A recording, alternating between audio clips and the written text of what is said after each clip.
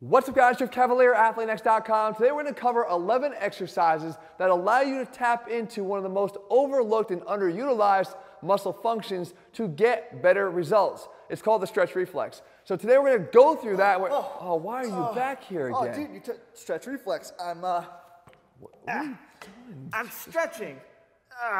It's not that kind of stretching. It's not? No. Oh, this is going to make my intro really awkward.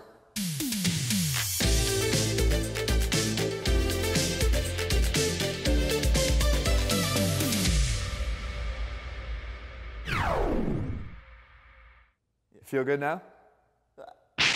11 exercises, guys, hand-picked because they provide you with the best opportunity to tap into that stretch reflex, which creates a greater potential for muscle recruitment and an overall better gain. So with that being said, guys, we're going to cover every single muscle group in the body here, one by one. Let's start breaking them down. So now the stretch reflex is actually something we all have. It's just that we're not really tapping into it if you don't know how to. You see, it's a protective mechanism that our muscles have that allows us to get a better strength of contraction when a muscle is momentarily stretched to its limits. And we can do it by actually doing it purposely, right? Building it into the exercises that we do. So one of the best ways to do this if we're talking about our triceps is to do something like the lying tricep extension. Now there's a reason why this works better than anything else, because it takes the tricep muscle through a full stretch. See, if you just did this is the tricep pushdown. You can see that while I'm getting a stretch because the elbow is flexing as much as I can, I'm actually not getting a full stretch on the tricep because the long head requires that my arm be up and over my head like this. It's not happening here. So the right one is this, the lying tricep extension. Because here, I not only get the elbow to be bent as much as I can, but I get the elbow up and over my head that recruits that long head on stretch. So here's what we're going to do. You're going to take this exercise and do it one of two ways. Either you do it just like this, which means you get down to the bottom here, go into a full stretch, and then turn that around as quick as possible. Get into the stretch and out of the stretch to elicit that stretch reflex.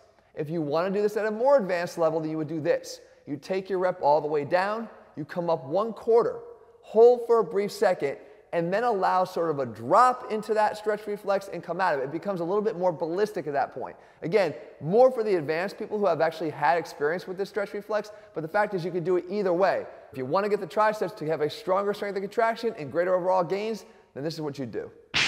Now when it comes to the biceps, the exercise of choice here is the incline bicep curl. Why? Because it gives you that opportunity to put the biceps in a stretch position. Anything done standing is going to start with your arms out in front of your body or at best at the side of your body, but if we can get our arms back naturally behind our body, then we've already started to tap into that stretch, but how we do the exercise matters. See, because if you do your incline curls like this, you're actually never even allowing the bicep to get into a stretch position at all. And a lot of people will do this. They cut short the bottom range of motion. So to do this the right way, what you do is you make sure that your arms are sinking all the way back at the bottom.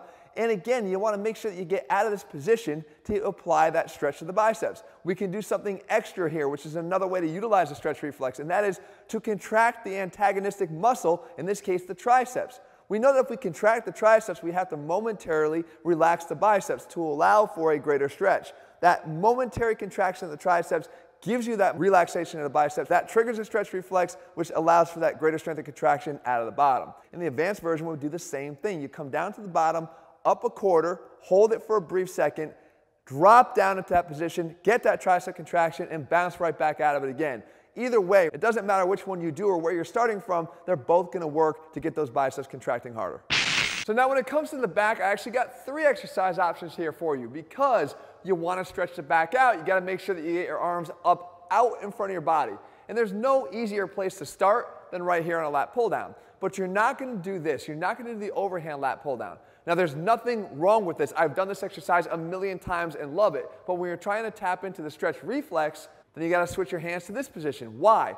It's not just about the hands. It's what happens to your arms when you do that. Your arms come out in front of your body. And we know that since the lat's attached to the upper arm, going from a position of here to here creates a bigger stretch on the lats without even doing any of the reps yet in the exercise. So when we do this, now we come down, we can do them the same way. We either can do them the standard way of going into that stretch position at the top and trying to quickly reverse the direction back down again. Remember, get that momentary stretch, take advantage of that built-in function of our body and get back down into a stronger contraction on that lat pull down. If, however, we want to go in and do this with a little bit more advanced way, we can just make sure that we get it up there again. Remember, pull down just a little bit, hold for a second, let it fall up to the top, and pull down again. Now, we can do this to other exercises. One of the ways I like to do it is with the seated row. And maybe you might have noticed when Jesse did the exercise, the handles weren't at the level of his midsection or his chest. They're actually much lower. Why? Because if we allow ourselves to get our hands down low, out in front of us, because we're leaning forward, is actually creating a relative elevation of our arm, more stretch on the lats. As you see here now, with me being in this position, I can get that stretch and I can take advantage of the stretch reflex by being a little bit aggressive as I get towards the end of that repetition. Remember, allow the stretch to take me through that full stretch and come back into a stronger, more powerful contraction. The second version of this would once again be, get the hands up, hold for a brief second, allow it to drop, and then come back into a more powerful contraction. The last exercise is one that I actually credit to my friend and colleague John Meadows, and it's the Meadows row. But instead of doing it this way, if you want to take advantage of a greater stretch reflex, then what you have to do is just apply this slight rollout to it. So this exercise, you can see, is a great way in a closed chain environment to train your back. But as I get the bar down to the ground, I simply roll it out to, again, allow myself to get a greater stretch and quickly roll it back and right up into the rep. More powerful contraction, more muscle fiber recruitment, better muscle gains in the long run. So now when it comes to the chest, maybe you're thinking, I know Jeff's not going to go to the chest fly. Well, sort of. I mean, I'm not going to do an unsupported dumbbell bench fly because I know the vulnerability of the shoulder in that position, and we wouldn't want to play around with the stretch reflex of that exercise. In fact, we don't even do the exercise. However, you could do the standing version here, which is the 3D cable crossover. We have the opportunity to do just the traditional way here, where we get that stretch and then explosively come out of it, or we could take it up that quarter of a way, drop it back down a little bit more ballistically, again, under control always, come up, back up to the top with another strong contraction. But we don't have to stop there. We can apply this to a bench press also. And in the form of a dumbbell bench press, we have a couple things we want to make sure that we do to make this even more effective. The first thing is utilize what I've covered before as the chest master tip. Whenever you're training your chest, you want to make sure that you take your traps and you depress them. Because when you depress your traps, not only is it setting your shoulder blades back and down, but it's taking your shoulders from a position of dominance from here and is getting them out of the way so that the chest can do more of the work. But I've also given myself a greater stretch on the chest, touching the outside of your pecs with those dumbbells and driving out of every repetition more forcefully. Of course, you've got the opportunity to do that extra quarter rep if you so choose to get that more ballistic extra push to make that repetition even that much more explosive. So you might be wondering, well, Jeff, what about a dip? A dip is a great exercise for the chest that actually does place a good stretch on the pecs, especially those lower pec fibers.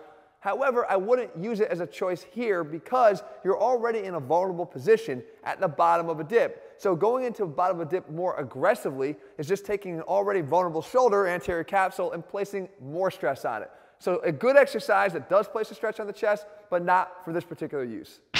So when it comes to the shoulders, if you want to create more width and size, the middle delt is where you should probably focus your efforts. However, the side lateral raise, as you can see here, has its limitations, at least as far as the stretch reflex recruitment goes, because you never really get there. You see, if you want to stretch your middle delt out, you're going to have to bring your arm across your body. And the only way to do this is to utilize either cables or to change the way you do the exercise and the position of your body when you do it. And we can do this here with this incline side lateral raise. You can see as I lay myself on the bench in this way, I don't get stopped by my own leg in the lateral raise. I can go across my body, further out in front, and get that stretch that we're looking for. And again, we can do this in that 1 1/4 way, take it up just a little bit, and then drop it and more forcefully come out of the bottom here. The choice is up to you. It depends on your level of experience, but this is the way to do it if you're looking to take advantage of this and apply it to your shoulder training. So now when it comes to the legs, we can apply the stretch reflex here as well. Think about it. A squat gives us a great opportunity to do this. However, you might be thinking, oh, we're hitting our quads, right?